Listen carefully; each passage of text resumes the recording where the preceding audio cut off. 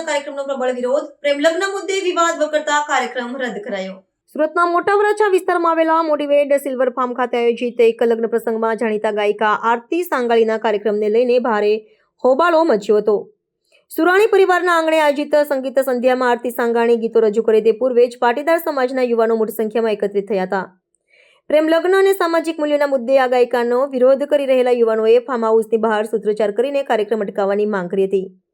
આ વિવાદનું મુખ્ય કારણ આરતી સાંગાણી દ્વારા પ્રેમ લગ્નના મુદ્દે ભૂતકાળમાં કરવામાં આવેલી કેટલીક ટિપ્પણીઓ અથવા વલણ હોવાનું મનાઈ રહ્યું છે, જેનાથી સમાજનો એક વર્ગ નારાજ હતો.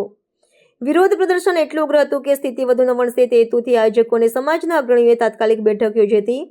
અંતે સમાજના હિત અને વર્તમાન પરિસ્થિતિની ગંભીરતાને ધ્યાનમાં રાખીને આરતી સાંગાણીનો કાર્યક્રમ રદ કરવાનો મહત્વનો નિર્ણય લેવામાં આવ્યો હતો.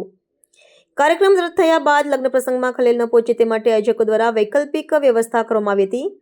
આરતી સાંગાણીના સ્થાને તાત્કાલિક અને ગાયિકા ગીતા પટેલને સંગીત પીરસવા માટે આમંત્રિત કરવામાં આવ્યા હતા. આ ઘટનાએ સોશિયલ મીડિયા અને પાટીદાર બહુલ વિસ્તારોમાં ભારે ચર્ચા જગાવી છે. વિરોધ કરી રહેલા યુવાનોએ જણાવ્યું હતું કે સામાજિક પરંપરાઓનું અપમાન કરનારા કલાકારોને સ્વીકારવામાં નહીં આવે. બીજી તરફ પોલીસ તંત્રએ પણ કોઈ અનિચ્છનીય બનાવ ન બને તે માટે વિસ્તારમાં સતર્કતા જાળવી હતી. મહેશભાઈ વાઘાણી, પાટીદાર સમાજની એક દીકરી આરતી એ સિંગર છે અને એ અમને જાણ થઈ કે ખરેખર એ કઈ સિલ્વર ફાર્મની અંદર આજે ડાયરાની મહેફિલ માણવા આવવાની છે. સાથે સાથે એણે જે ગોતેલો છે એવો હસબન્ડ એનો એ પણ આવવાનો છે. એટલે અમે બીજું કંઈ એને કંઈ કરવા એ સજા આપવા માટે નથી આવ્યા. અમે ફક્ત ને ફક્ત અમારા સમાજનો જે પ્રોગ્રામ છે એને કેન્સલ કરાવવા માટે આવ્યા હતા.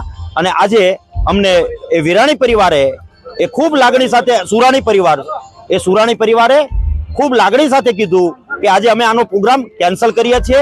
તમારા આવવાથી અમને હર્ષ ને લાગણી આજે ઉદ્ભવી છે અને આ પ્રોગ્રામને શોર્ટ ટાઈમની અંદર જ તે કેન્સલ કરીને એક સમાજની અંદર એક ઉદાહરણ પૂરું પાડ્યું છે કે પાટીદાર સમાજની લાગણીને માન આપીને જે સુરાણી પરિવારે આ કાર્યને પહેલ કરી છે એને હું ખૂબ ટોપલે અભિનંદન પાઠવું છું.